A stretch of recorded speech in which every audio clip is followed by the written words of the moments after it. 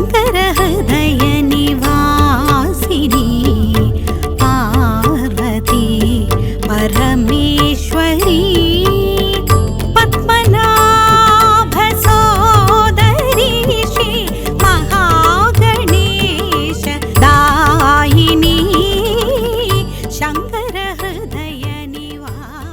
జై జగన్మాత దేవి బగళాముఖి. ఓం క్రీం బగళాముఖి సర్వదుష్టానాం వాచం ముఖం పదం స్తంభయం జిహ్వాన్ కీలయ బుద్ధి మనీషియ క్రీం ఓం స్వాహ.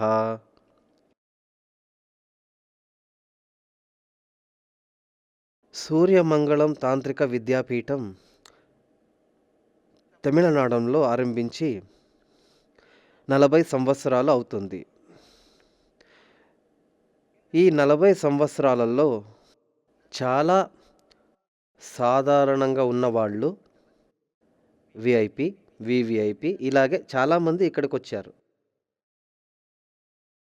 వాళ్ళల్లో ఒక అభిష్ట సిద్ధి కోసం, దోష పరిహారం కోసం రకరకాల పూజలు చేసి వెళ్ళారు.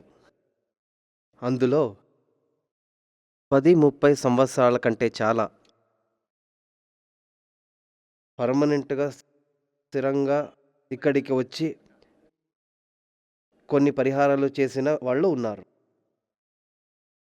అందులో ముఖ్యంగా కొంతమంది వాళ్ళ అనుభవాన్ని పంచుకున్నారు.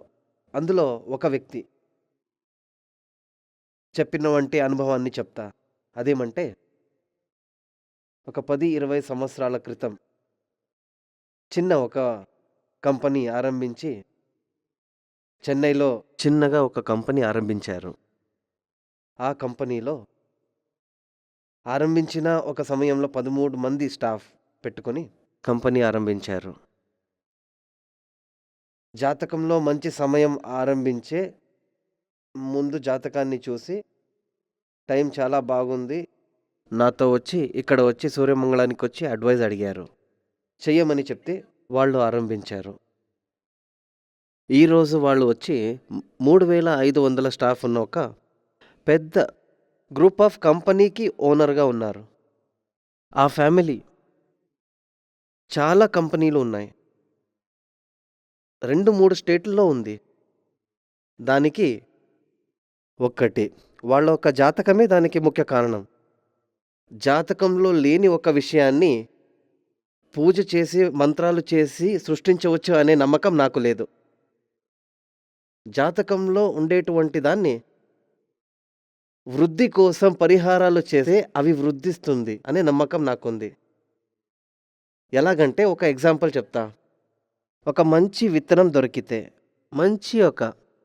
ఒక మంచి రైతు అంటే ఫార్మర్, పంట పండించే అతను రైతు. ఒక రైతుకి మంచి ఒక విత్తనం దొరికితే, మామిడి విత్తనం అని అనుకోండి, మంచి అది క్వాలిటీగా ఉండి మంచిగా ఉంటే అతను హ్యాపీయే కదా.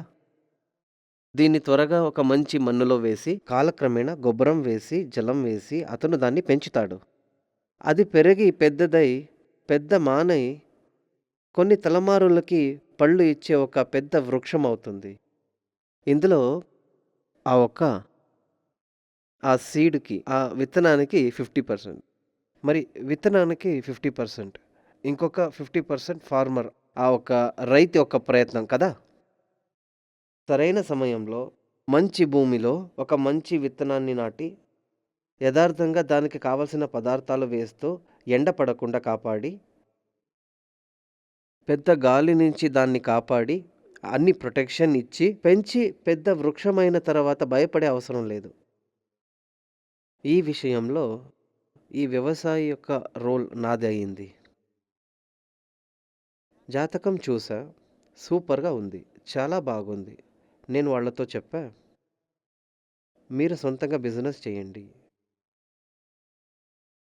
చాలా మంచి భవిష్యత్ ఏర్పడే యోగం ఉంది.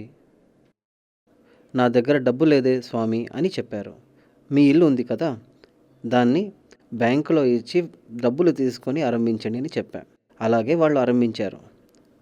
ఇప్పుడు ఇంతకుముందే చెప్పినట్టు పెద్ద గ్రూప్ ఆఫ్ కంపెనీస్, 6-7 కంపెనీలు ఉన్నాయి, పెద్ద లెవెల్లో ఉన్నారు. మీరు కూడా ఓ కంపెనీ ఓనర్ అయ్యి ఉండవచ్చు. అది చిన్నదో పెద్దదో ఉండవచ్చు. అలా ఉన్నటువంటి కంపెనీలకు అభివృద్ధి కోసం ఏమి చేయవలనో దాని గురించే నేను ఇప్పుడు చెప్తున్నా. మీరు ఒక ఏరియాలో చూడండి, చాలా కంపెనీలు మూతబడి ఉంటాయి. అభివృద్ధి ఉండకుండా, ఏమీ లేకుండా మెషిన్లు భ్రష్టుపడి ఉంటాయి. ఇలా ఎందుకు జరుగుతాయంటే అభివృద్ధి కోసం ఏమి చేయవలనో దాని గురించే నేను ఇప్పుడు చెప్తున్నా. ప్రొడక్షన్ ఇచ్చి బాగా చూసుకుంటే ఏమవుతుంది? విత్తనం మంచిగా ఉన్నా కూడా కాలక్రమేణా దానికి కావాల్సిన ప్రొటెక్షన్ ఇవ్వకపోతే, నీళ్లు పోయకపోతే, చూసుకోకపోతే అది నశించిపోతుంది కదా. విత్తనం మంచిగా ఉంటే చాలదు, దానికి సరైన రక్షణ దానికి అవసరం. ఇక్కడ ఈ కంపెనీ ఆరంభించినప్పటి నుంచి నెల నెల వీళ్ళు గణపతి హోమం చేస్తున్నారు. గణపతి హోమం ఎందుకంటే విఘ్నాలు రాకుండా ఉండడం కోసం, అడ్డంకులు లేకుండా ఉండాలి.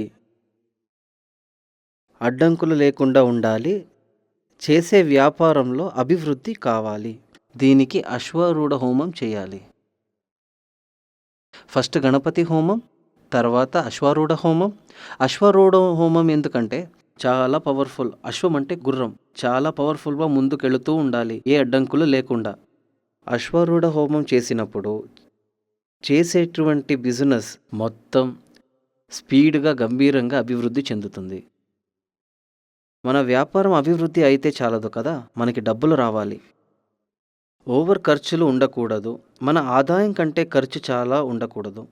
మన ఆదాయం కంటే ఖర్చులు ఎక్కువగా ఉంటే అప్పుల పాలవుతాం. అలా ఉండకూడదు. దానికి ధనవర్ష హోమం చేయాలి. గణపతి హోమం విఘ్నాలు ఉండకుండా ఉండడానికి, అశ్వరూఢ హోమం చేసేటువంటి వ్యాపారం అభివృద్ధి కోసం, ధనవర్ష డబ్బులు రావాలి, అప్పులు లేకుండా, చాలా ఖర్చులు రాకుండా డబ్బులు నిలవాలి. దీని తర్వాత భాగ్య సూక్తం. ఇవన్నీ అనుభవించాలి కదా మనం. భాగ్య సూక్తం చేశామంటే ఆరోగ్యం సౌఖ్యం లభిస్తుంది. ఆయుష్ వస్తుంది, ఆరోగ్యంగా ఉంటాము, సుఖంగా ఇవన్నీ అనుభవించే వాళ్ళం అవుతాము మనం. భాగ్య సూక్తం చెయ్యవలను. ఇదైన తర్వాత సంవాద సూక్తం. సంవాద సూక్తం ఎందుకు చేయాలంటే లీగల్ ప్రాబ్లమ్స్ రాకుండా ఉండడానికి. ఇప్పుడు ఎలాంటి కంపెనీలు తీసుకున్నా దాని మీద ఏదో ఒక కేసు ఉంటుంది, ఏదో ఒక రూపంలో వస్తుంది. అది మనకి కొంతమంది వచ్చి డైరెక్ట్గా ఇబ్బంది పెడతారు, కొంతమంది ఇండైరెక్ట్గా. డైరెక్ట్ అంటే ఈ ఫైటింగ్, రౌడిజం ఇవన్నీ చేస్తారు. ఇండైరెక్ట్గా ఇబ్బంది పెట్టేవాడైతే కేసు ఫైల్ చేసి మనకి నోటీసులు ఇన్కమ్ ట్యాక్స్కి, దానికి దీనికి అని యూజ్ చేసి ఎలక్ట్రిసిటీ కూడా వేస్తారు. అప్పుడు మమ్మల్ని వాళ్ళు కేసు లీగల్ వ్యవహారంలో మమ్మల్ని ఇరికిస్తారు. ఇంకొకటి, ఆ కేసు నోటీస్ లీగల్ విషయంలో, మీరు చేసేటటువంటి వ్యాపారంలో కేసు నోటీసు విషయంలో లీగల్ ప్రాబ్లం వచ్చేటటువంటి అవకాశం ఉన్న వ్యాపారం మీద అయితే సంవాద సూక్త హోమం చేయాలి. దాని తర్వాత వచ్చి శత్రు సంహారం. మా ఎదుగుదల ఎప్పటికీ కాంపిటీషన్లో ఉంటుంది కదా. ఎలాంటి వ్యాపారమైనా అందులో కాంపిటీషన్ ఉంటుంది. కొంతమంది నేరుగా అటాక్ చేస్తారు. ఈ యొక్క చేతబడి, బ్లాక్ మ్యాజిక్ అవన్నీ చేసి మా ఒక్క ఎదుగుదలని ఆపుతారు, మాకి చెడు చేస్తారు. ఇలాంటివి మనకి ఇది రాకూడదు. అప్పుడు మీరు ఒక ఫ్యాక్టరీకి ఓనర్ అయి ఉంటే, ఒక వ్యాపారానికి యజమాని అయి ఉంటే అది అభివృద్ధి చెందాలి. ముందు తరాల వరకు ఇది అభివృద్ధి చెందాలి.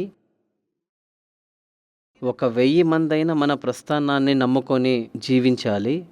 మనకు మంచి పేరు ప్రతిష్ట కావాలంటే, ఎల్లప్పటికీ అక్షయంగా ఉండే ధనభాగ్య కావాలంటే, లీగల్ ప్రాబ్లమ్స్ ఉండకుండా, ఎనిమీస్ ఉండకుండా, ఇవన్నీ మీరు ఆశిస్తుంటే అన్ని నెలలు గణపతి హోమం, అశ్వారూఢ హోమం, ధనవర్ష హోమం, భాగ్య సూక్త హోమం, సంవాద సూక్త హోమం, శత్రు సంహార హోమం ఇవి చెయ్యవలను. ఇది వచ్చి ఒక్కొక్క నెల ఒక్కొక్క ఆచార్యులతో మీ ఇంటికి పిలిచి ఇలాంటి పూజలు చేసేది కష్టమవుతుంది. ఇలాంటి ఇబ్బందులు వస్తాయనే పెద్ద పెద్ద మఠాలన్నీ ఉన్నాయి. అయితే చాలా మఠాలలో వచ్చి ఇలాంటి తాంత్రికలు ఇవన్నీ తాంత్రిక పూజలోనే చేయాలి. తాంత్రికంలో చేస్తే కానీ పరిపూర్ణంగా ఉండేటువంటి ఫలం సిద్ధిస్తుంది. ఇక్కడ సూర్యమంగళ తాంత్రిక విద్యాపీఠంలో ఇలాంటి తాంత్రిక పూజలు ఎవ్రీ మంత్ చేసేటటువంటి వ్యక్తులు చాలామంది ఉన్నారు. వాళ్ళంతా పెద్ద పెద్ద కంపెనీలకు యజమానులు ఇలా ఉన్నారు. కాంట్రాక్టర్స్ ఉన్నారు, కంపెనీ ప్రారంభించిన వాళ్ళు ఉన్నారు, పెద్ద ట్రావెల్ ఏజెన్సీ పెట్టిన వాళ్ళు ఉన్నారు. ఇలాగే ఇండియాలో విదేశం నుంచి వచ్చిన బయట వాళ్ళు కూడా ఉన్నారు. మీరు ఇంతకు ముందే చెప్పినట్టు సంపూర్ణ అభివృద్ధి కావాలనుకుంటే ఒకరోజు ఇక్కడికి రావాలి. వచ్చిన తర్వాత ఇక్కడ జరిగేటువంటి పూజలను చూడండి. ఇంతకు ముందే చెప్పినట్టు గణపతి హోమం, ధనవశ హోమం ఇలాంటి పూజలను మీరు చూడండి. మీరు ఒక ఆచరణను మీ ఇంటికి పిలిపించి మీ ఇంటిలో దీన్ని చేసి చూడండి. మీరే తెలుసుకుంటారు ఇందులో మనకి యూస్ఫుల్ అయ్యేది ఏది అని. కంటిన్యూగా చేసుకుంటూ వస్తే మీ జీవితంలో ఓటమి అనేదే ఉండదు. అది మాత్రం కాదు, అభివృద్ధి ఖచ్చితంగా అవుతారు. ఇక్కడ దీన్ని అనుభవించిన వాళ్ళు చాలామంది ఉన్నారు.